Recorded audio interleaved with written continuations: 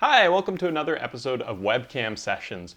Last week we talked about nail care, and one thing about nails is that it really dictates kind of your tone, and whether or not you have nails can influence the tone, but tone is still its own concept, right? So this week we're talking about tone with kind of finger style playing. So this includes anytime you're plucking the strings with your fingers. So if you haven't checked out last week's episode on nail care, please do so because it's going to impact your tone so much. But also we did another webcam sessions a couple weeks ago on the 3-finger roll. That's a great example of a picking pattern that you can use for the concepts that we're going to be talking about here in this video. So tone is a really tricky concept because everybody's tone is a little bit different and everybody strives for really good tone, right?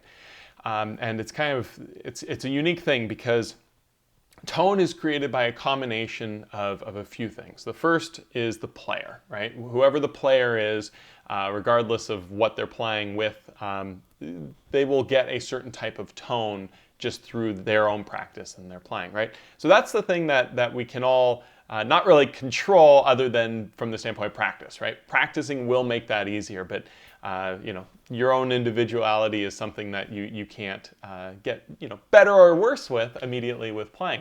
But the other things we can immediately change for our tone. First thing's ukulele, right? Having a really nice ukulele is so important to getting good tone. If you're playing on a cheap uke, you just cannot get a good tone. If you listen to the best players in the world play cheap ukes, you'll think, oh, that sounds amazing. But then you listen to them play a really nice one, and it's just light years better. Whenever you're playing on an inexpensive instrument, you get to a certain point where that's what's holding you back, and that's a problem. So we'll do another episode later on talking more about how to pick out a ukulele and how to be looking for certain things to maximize your playing. But a good uke makes a big difference. The second thing there is strings, and we talked about strings on an earlier episode of this series. Bad strings create kind of bad tone, and good strings get better tone. It's not an end-all. If you put the nicest strings in the world on a cheap uke, it's not going to be a big difference. But if you put really bad strings on a really nice uke, it'll make a huge difference in your tone. So make sure that you've got strings that you like that are of good quality. And then the third thing there, kind of fourth, right, between the player, the ukulele, the strings, is what their right hand looks like and how it's working. So nails, essentially, right? Do they have long nails? Do they have short nails? How are the nails kept, right? Because your nails essentially are like guitar picks on your fingers. You don't want to necessarily play with them in the same way a guitar would play with picks, but if you took a pick with a guitar and you like scuffed it up with scissors or whatever else and tried playing, you get a pretty bad tone. So your nails can influence your tone just as much as the ukulele, the strings, and the player can. So all of those things go into tone. And so we're going to talk about the nail and player portion of tone. Obviously the ukulele and strings, I can't really talk about much now other than make sure you've got a nice uke with good strings, or at least, when I say nice uke, whatever you can afford and can reliably play on. You don't need a $1,000 ukulele to get a good tone, right? A well set up $50 uke can still sound good, but I do recommend getting as good of a ukulele as you can comfortably, get. So, anyways, let's go ahead and talk about tone. So we're talking about fingerstyle tone, which is any time that you're using essentially the fingers to pluck the strings in some sort of order or whatever else. We talked about the 3-finger roll in an earlier episode, and if you remember, what I talked about in the 3-finger roll is essentially your index and middle finger had a responsibility on 2 strings, and I talked about having them to be perpendicular to the string so that they're not slanted one way or another. And anytime you're finger picking, whether you're using just 2 fingers, 3 fingers, or all 4, you want to make sure that all of your fingers are close to perpendicular over the strings, except for the thumb, which you want to be more of that 45-degree angle. And it doesn't really matter what combinations of fingers I'm using, I'm going to be trying to adhere to this. The thumb is in front of the other fingers. Now, let's go ahead and talk about tone with these fingers. I'm going to use my index finger on the A string to start here. With my index finger on the A, I'm going to show you how I think is the best way to pluck the ukulele. What happens for a lot of people is they try to do this. They try to catch the string underneath, close this joint, and pull out.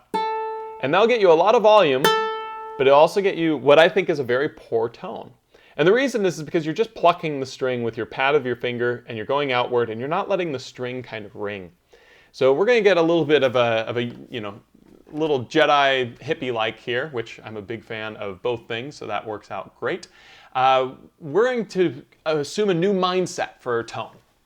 Up until this point, we've probably thought, okay, our fingers move the strings to create the tone, which is true, right? The fingers do move the strings to cause them to vibrate.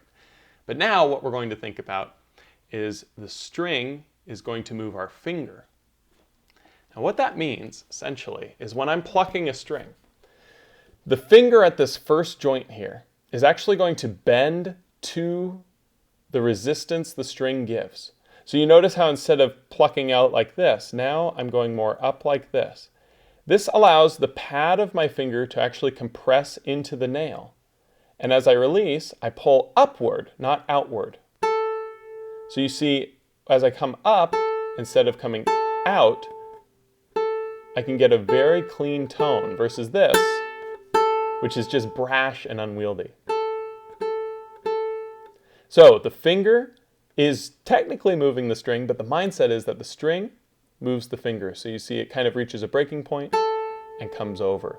And again, what you'll notice there is I really try to compress the pad of the finger into the nail, so I'm not playing with just the nail itself.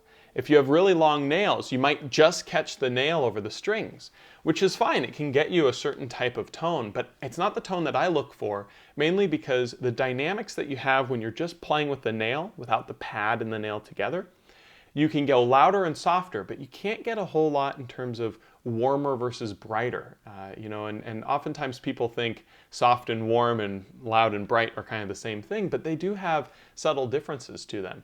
And by using the pad of the finger, you can kind of dictate how much of the nail is actually striking the string so that you can get more volume if you'd like it, but also if you'd rather get a brighter tone or a darker tone, right? So that's something that I think is really important when you're practicing with this. So every finger that's not the thumb will be that kind of perpendicular angle and be striking the string in a way where the finger moves back. And the easiest way to think about this is the first knuckle joint there after the nail is actually going to move a little bit backwards as you pull up on the string, as opposed to curling and pulling outwards, right? So the other thing that'll dictate the tone is position here, right?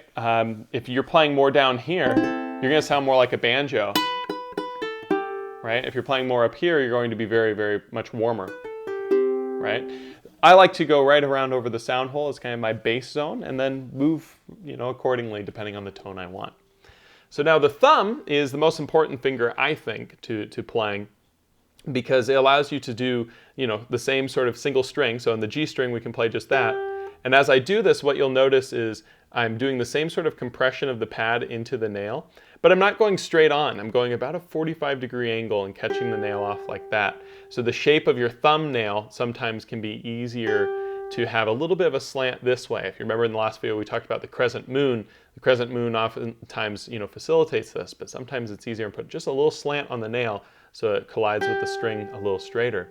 But the thing that I really like to point out is try to keep your thumb right here more straight. So try to not bend the thumb so much here. There's a lot of technique that goes, with trying to bend the thumb, especially when you're building up speed, right? But for what I think is the best type of tone, you want that power to be coming from the lower joint of your thumb and leaving your thumb more straight out like this. I think that's what gets you the best tone, not just for when you're playing a single string, but rather when you're strumming across all the strings or doing some combination of strings. If I'm playing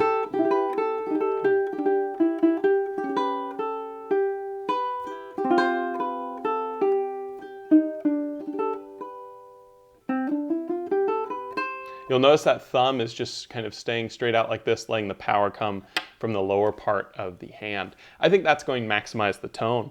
And with that, you'll also notice that the elbow, is kind of cradling the uke in here, and I get this kind of triangular effect with my wrist to the instrument, mainly because I'm a 6'3" dude, so even this tenor ukulele is a little small compared to how it might be on other people.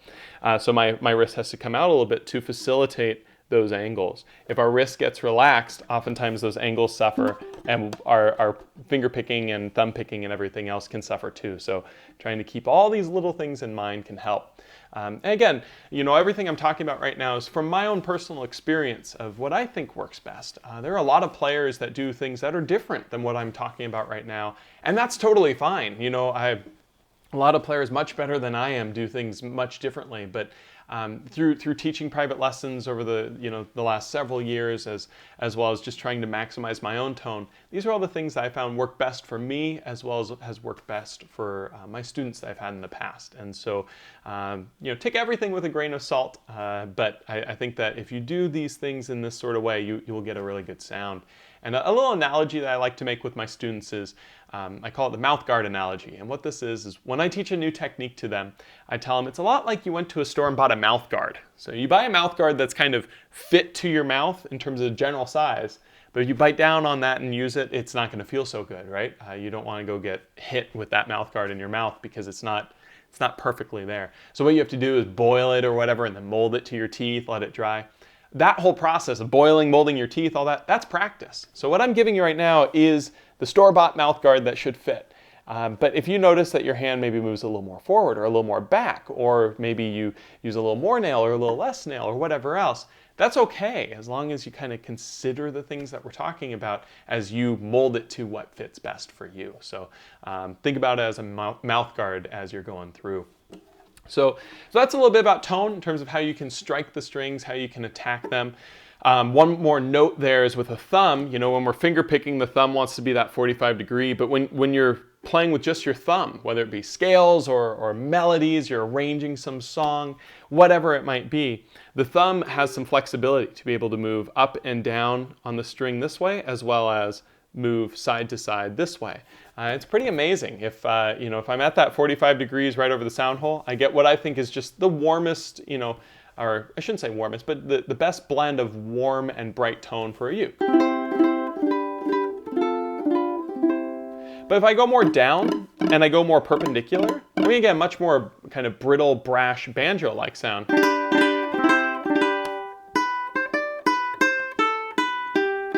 Right? And if I go more up the neck and go more parallel to it,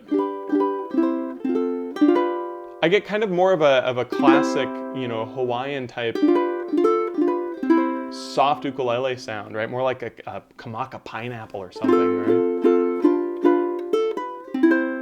So playing with those angles can really make a big difference. And sometimes that means, using your finger more perpendicular to the strings, but more up, which gives a brighter sound, but also warmer than if it's down here, right?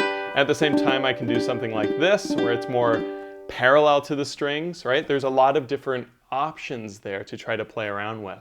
And I think the best players know how to elicit a lot of different sounds as they move their hand in different ways. So I hope this has been helpful for tone. There's a lot more to talk about with tone. We're going to be doing more with it as we go forward, especially when we have more pattern or song-based exercises as we work through this series. And so be sure to check out the other episodes if you hadn't, including the 3-finger roll, which I believe is episode 10, as well as the nail care video, which is episode 11, because they kind of directly correspond to what we worked on here in this course, or this video rather. I mentioned course because if you haven't already checked it out, please check out my ultimate ukulele strumming course on Ukulele Underground. Links right here.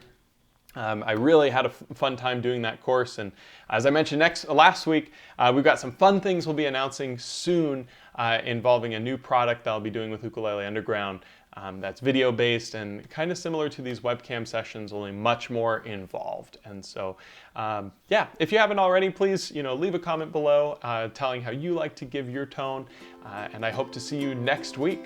Thanks so much.